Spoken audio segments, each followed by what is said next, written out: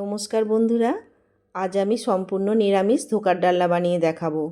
ধোকার ডালনা বানানোর জন্য আমি ছোলার ডাল আর চীনাবাদাম ভিজিয়ে রেখেছিলাম। এই ভেজানো ডাল আমি মিক্সিতে পেস্ট করে নেব। আদা, কাঁচা লঙ্কা, সামান্য লবণ, সামান্য হলুদ, পরিমাণ মতো চিনি, ভাজা মশলা আর জল দিয়ে, জলটা খুব সামান্য পরিমাণ দেব। এরপর ফ্রাইং প্যানে সর্ষের তেল গরম করে জিরে ফোড়ন দিয়ে বেটে রাখা ডালটা খানিকক্ষণ নেড়ে চেড়ে একটা থালায় আমি ধোকা বানানোর জন্য সেট হতে দেব। ডালটা ঠান্ডা হয়ে গেলে সেট হয়ে যাবে। তারপর আমি পিস পিস করে ধোকাগুলো কেটে নেব।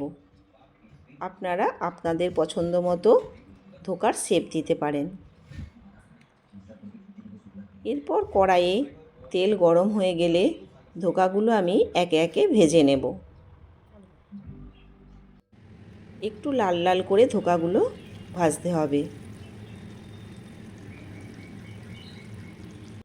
ধোকাগুলো লাল লাল করে ভাজা হয়ে গেলে আমি মশলাটা বানিয়ে নেব। আদা, টমেটো, কাঁচা লঙ্কা, মগজদানা, কয়েকটা কাজু বাদাম আর পোস্ত। এরপর ধোকাটা ভাজা হয়ে গেলে ওই তেলেই জিরে, শুকনো লঙ্কা আর তেজপাতা ফোড়ন দিয়ে ডুমো করে কেটে রাখা আলু একটু লাল লাল করে ভেজে নেব। আলুটা ভাজা হয়ে গেলে পেস্ট করে রাখা মশলা, লবণ, হলুদ আর কাশ্মীরি লঙ্কা গুঁড়ো দিয়ে ভালো করে মশলাটা কষিয়ে নেব।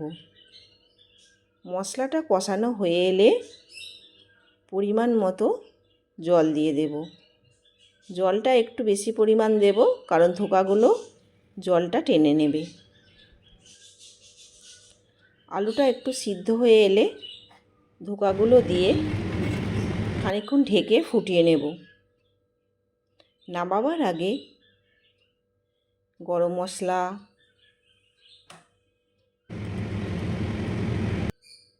পরিমাণ মতো চিনি আর হাফ চামচ ঘি দিয়ে নামিয়ে নেব। আপনাদের যদি সম্পূর্ণ রেসিপিটা ভালো লাগে জানাবেন। ভালো থাকবেন, সুস্থ থাকবেন আর খুব আনন্দে দিন কাটাবেন। নমস্কার।